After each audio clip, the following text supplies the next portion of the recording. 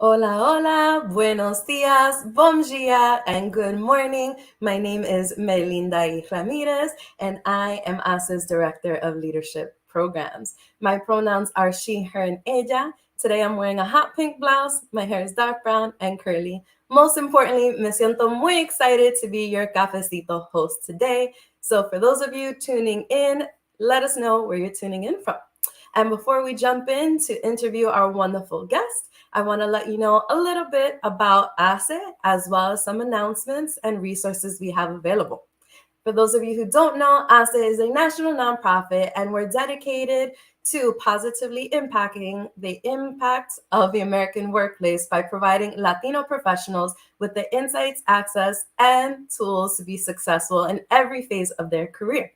Speaking of their careers, we support individuals all the way from the high school level up to the executive level. So my main announcement today is for our leadership programs, our application are open for the spring. So go on to aceonline.com/programs to learn more. We have a very special El Futuro, the Future, college and career readiness program for high school juniors and seniors, especially in the Arizona area. So to learn more about that program and the benefits, check it out.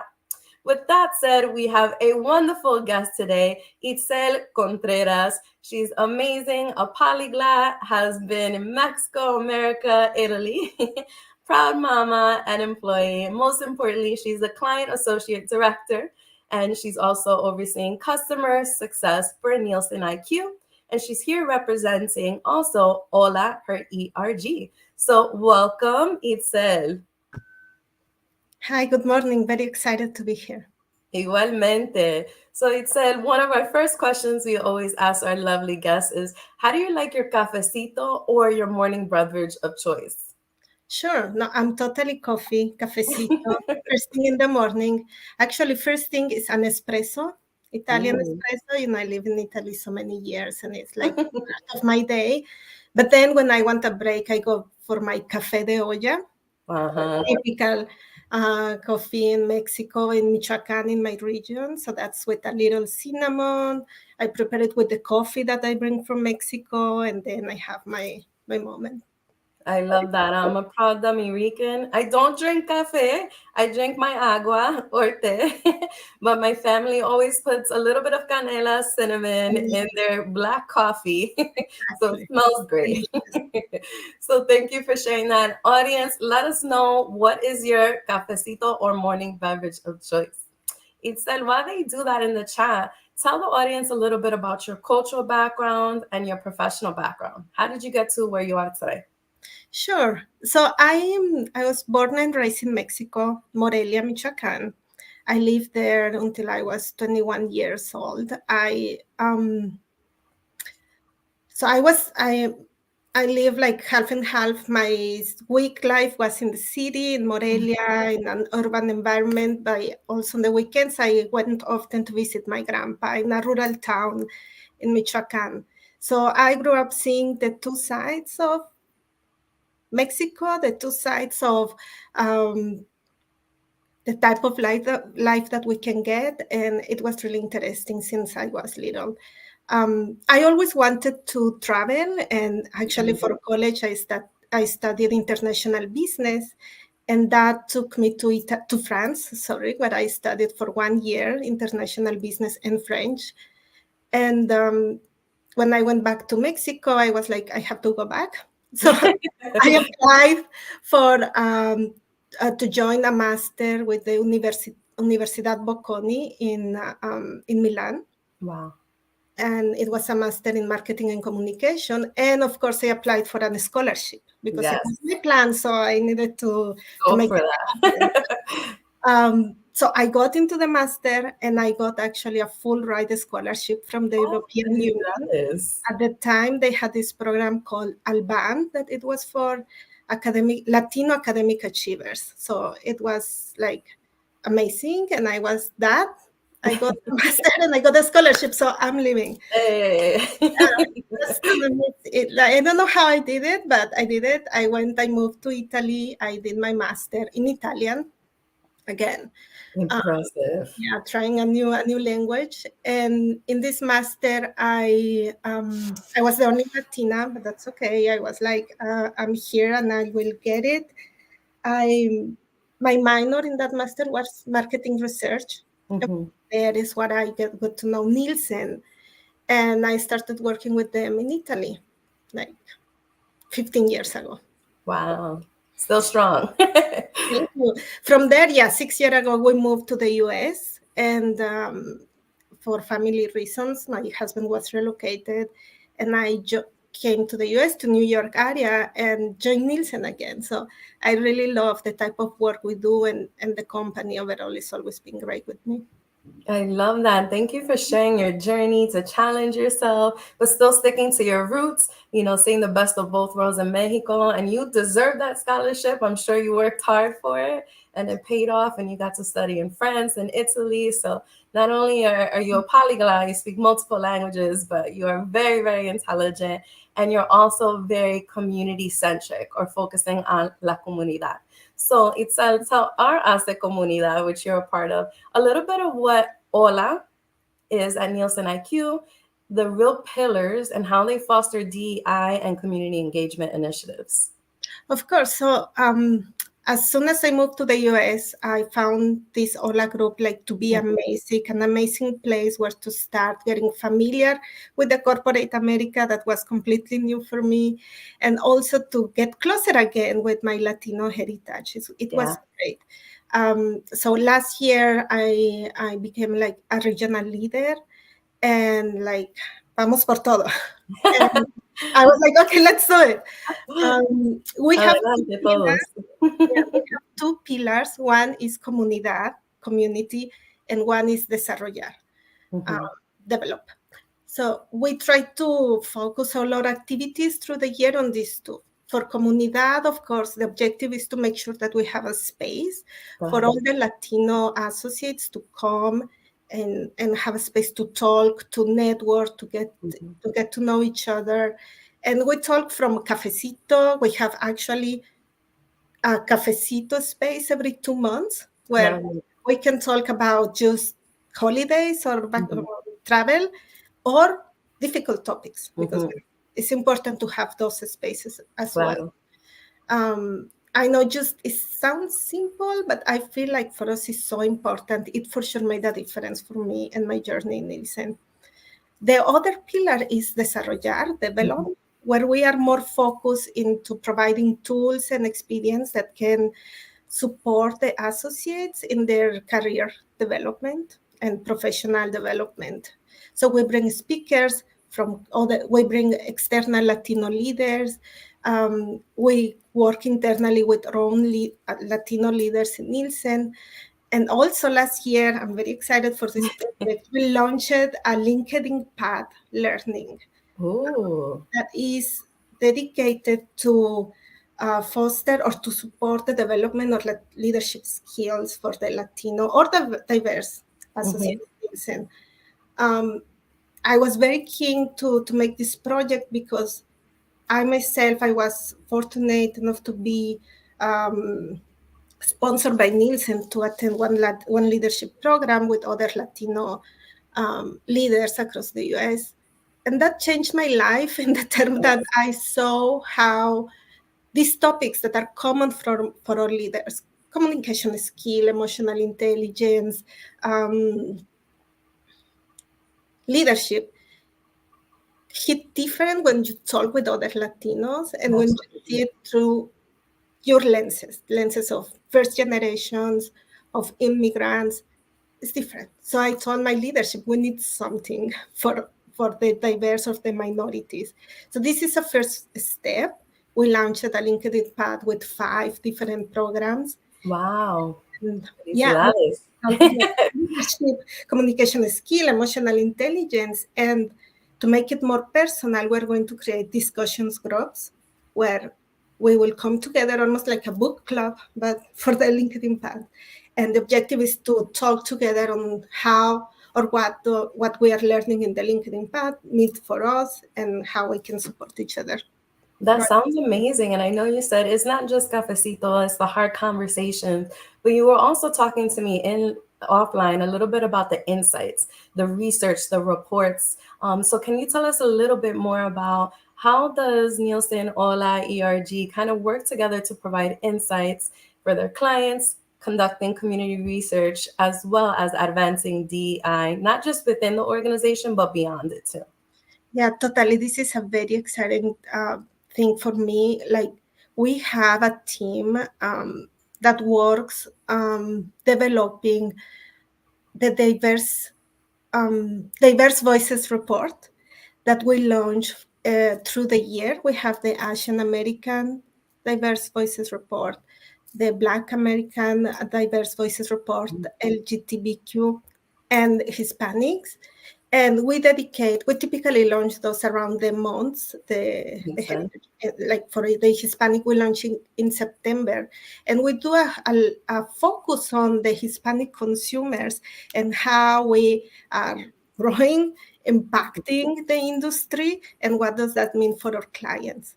So we do it, and then we go and present. We publish it, so everyone can Yes. go into And they the can go Nielsen online on the website and go website. ahead and get the reports. You can search diverse voices, the Hispanic consumer, and you will see it. You have the latest numbers and how these consumers are behaving.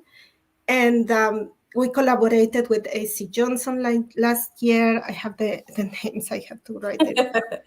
With Long list of Aeon, collaborators. yeah, and we also have like a beauty vertical that talk about the industry, and they launched their own um, specific report about beauty Hispanic consumers and presented to L'Oreal. So Ah, our clients, they are like seeing this multicultural consumer raising the importance of the Hispanic consumer, and we're here to spread the voice.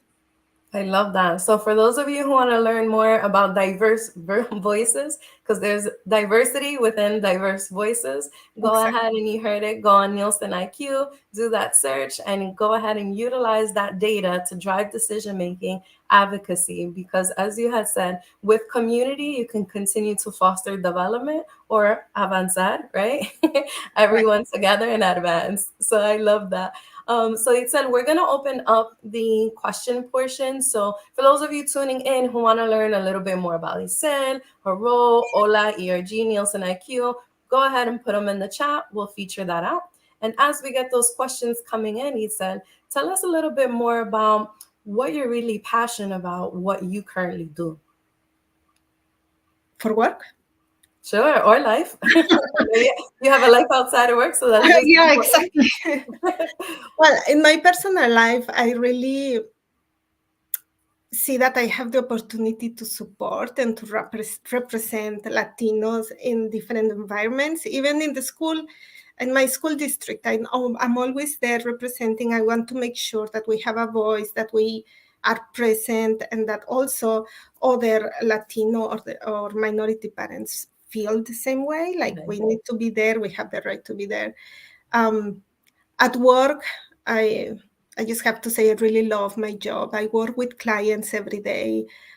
Since I started in Nielsen, I'm client facing, so I really like to identify insights, understand what is happening on their industries, and then help my clients thrive and grow. I love that. And we were talking beforehand, and you were talking about it's been an adjustment, not only working here in America. We said in Italy, you had face to face meeting with clients. Here, your headquarters out in Chicago and you're in New York. So, talk to our audience a little bit more about how you've been able to navigate the remote work or hybrid work environment, because there's a lot of people that have been experiencing that. So, can you share a little bit how you navigate that? Yeah, it's been a challenge. Like, of course, Right. I used to work in corporate in Italy, but it's different here. And then after COVID, it became even more different and remote. Um, my adjustment is for, in one side, maintain a good work-life balance and Mhm. maintain good personal habits like exercising, meditating, making sure that I'm okay, because it can be very triggering just being at home by yourself, working on the computer Yes. all day. And when I'm connected, I really try to connect. I try to keep my camera my camera on, and make sure that I'm trying to get to talk to the people, like if we were in the same room. Like that, your intentionality behind connecting, and I love that your camera's on because we got to see the beautiful pictures and behind you. And I know we started talking about our love for Frida Kahlo and that you found her in Italy and brought her back home. So I love that you're not only personalizing your workspace, but you're talking about it. So thank you for sharing that answer. I know we have one question that's going to pop up from Jillian Nevares, our asset program manager. Jillian says, what advice, he said, would you give to new employees that want to enter the ERG space to ensure that they're getting the most out of their experience? That's a great question. So I feel like the ERG role, we of course are looking for career advancement or Mm-hmm. support, but I feel the first steps is get there, being vulnerable, being open, and understand that you are in a space where you will find support, um, that you will find people that have the same experience as you. I think that's if you get there with that, with the aim to share, understand, being vulnerable, and work together, you can get the best of it. Then the career advancement, the sponsorship, it will come later. But I feel that's the first thing when you join an ERG.